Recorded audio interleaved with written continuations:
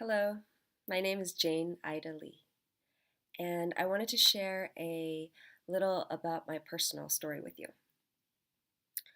For as long as I can remember, I felt like something was wrong with me because I never I never felt like I belonged or like I was happy. Um, my parents are Korean, and the words that I remembered hearing most when I was growing up was "chake" and "chama." They were the qualities like most revered in my family. Chake means to be good, but what it really means is to be obedient, to be invisible unless you're being helpful. And chama meant it means to tolerate, to like, suffer in silence and stoic dignity. And I just wasn't born that way. I'm a Sagittarius, and I have that like freedom loving, fiery, passionate, restless nature. Um, Interestingly, I was also born in the Chinese zodiac year of the White Stallion, which is supposed to be the wildest of all signs and a very bad omen for Asian girls, because people born in that year are supposed to be very smart, highly independent, impatient, argumentative, pretty much unmarriageable. So, but along with those qualities of being like very independent and kind of like masculine, I was also born very sensitive, very highly attuned to the emotions of the people around me and my environment. And because I was also born with my moon in Pisces. Um, so apparently, when I was a baby, I cried so much and so uncontrollably that my mom, who had been around babies her entire life, she was the second oldest of eight siblings, she called her father, who was in Korea and who was an obstetrician, and just asked him, like, what's wrong with my baby? She was worried that I was sick because I cried so much. To which my grandfather replied, some babies are just like that, just bad luck, you know. So as a toddler, this continued. I cried, I had wild tantrums, and my parents and all my relatives were really worried. They thought I was going to grow into this horrible, obnoxious, spoiled brat. But I surprised them all, um, because I learned very quickly how to put on a mask. Um, I cried when I was a baby, I think, not because there was something wrong with me, but because I was really sensitive. And I quickly learned to use that sensitivity to learn what the people around me, wanted, and then to become that. So I learned to be good. I learned to um, be quiet and listen, and that it was bad to express my feelings unless they were positive, and that I didn't really have a right to have emotional needs, or and definitely not to express when they weren't met. Um, so I I learned to be chake, and it felt a lot better than being called bad for being myself. Um, I mean, of course, my real personality would come out rebelliously at times, but I tried very hard to control that, because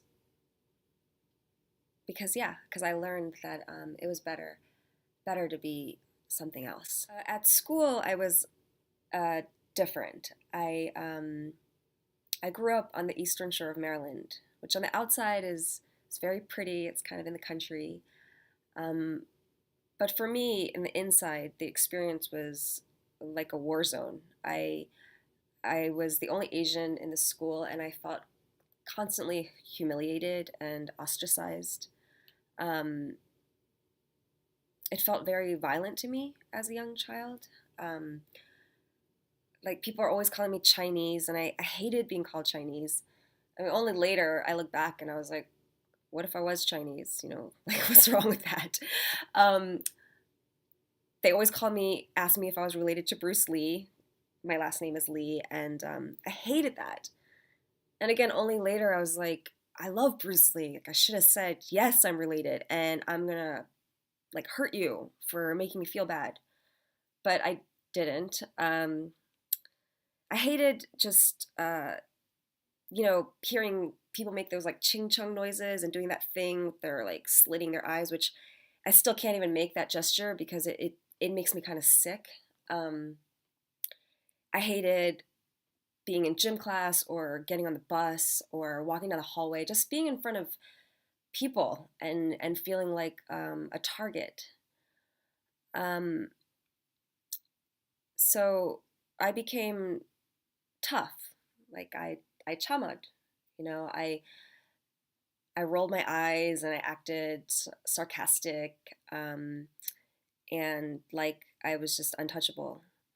And I was, artistic and enjoyed academics. So I just started to pretend that I was different from everyone else because I wanted to be. Like I was smarter and deeper, and I didn't want to belong. Um, but the truth was, whether I was in school or at home, I just wanted to cry. I wanted someone to hold me and say, I love who you are, and I just want to spend time with you. Show me more. Um, but that never happened because I didn't show anyone how I really felt. Um, Instead, I just showed these masks, of like indifference and disdain or pleasantness. Um,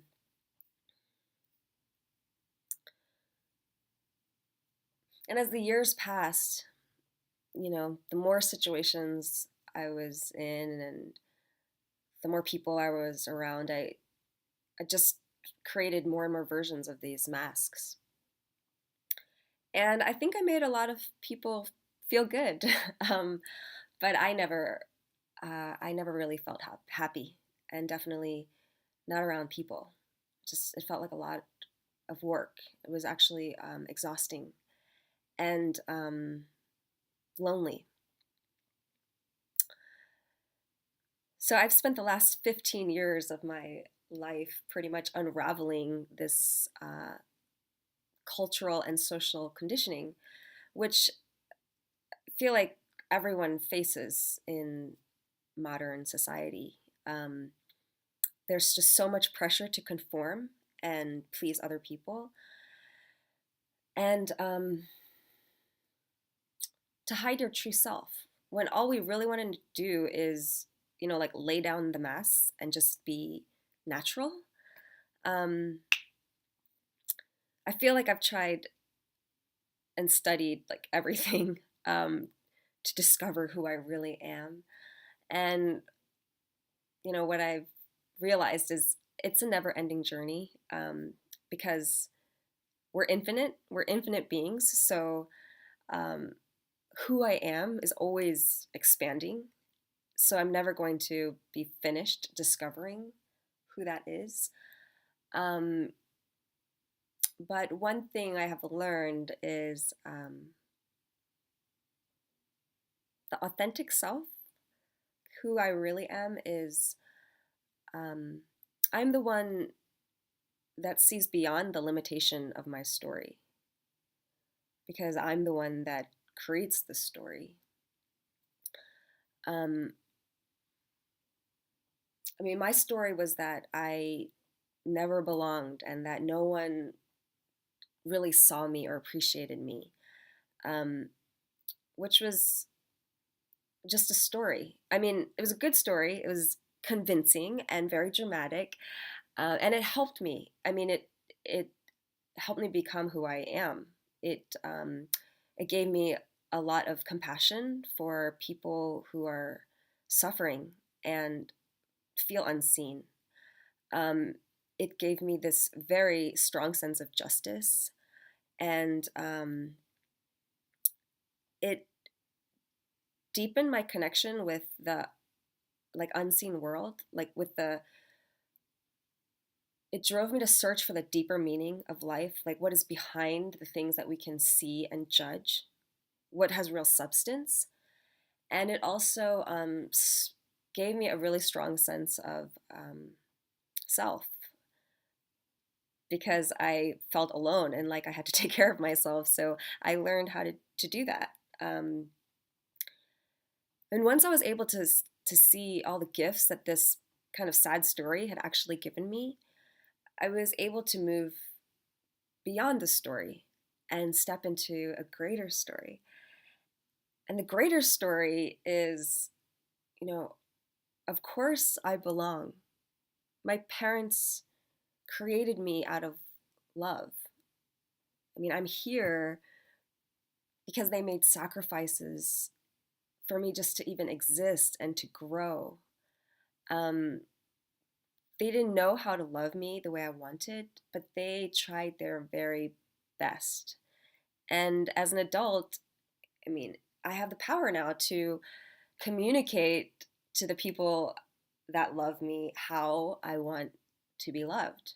Um, and I have the power to be vulnerable, to choose to share how I really feel and to share my story. Um, and know that not everyone's gonna get it or like it or care. And that's okay, because I want to live in a world, I like living in a world where everyone is different. And I accept the fact that if I want to find my pack, I have to howl. So here I am. And I thank you for being here and for being part of my story.